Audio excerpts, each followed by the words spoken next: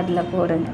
மகாலட்சுமி உரிய நாமத்தை துளசி நாமம் ஓம் துளசி தேவியே நமோ நமஹான்னு சொல்லி அந்த ஒரு மண்ணாக நீங்கள் போட்டுட்டு செடி வாங்கிட்டு வந்தால் நீங்கள் அந்த செடியோட அந்த மண்ணோட செடி கொடுப்பாங்க இல்லையா, அதை அப்படியே வச்சு மண் மூடுங்க.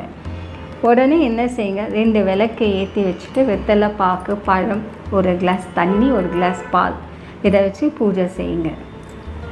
வீட்டில் தோஷங்கள் நீங்கள் படணும், நல்ல மங்கள கிரகமாக இருக்கணும்னு சொல்லி பிரார்த்தனை செஞ்சுட்டு துளசி அம்பாளிடம் வேண்டிட்டு கற்பூரம் தீபார்த்தனை காட்டுங்க. வாரம் இது தொடர்ந்து நீங்கள் வெத்தலை பாக்கு பழம், ஒரு கிளாஸ் பால், ஒரு கிளாஸ் தண்ணி வச்சு நீங்கள் பிரார்த்தனை செய்யுங்க.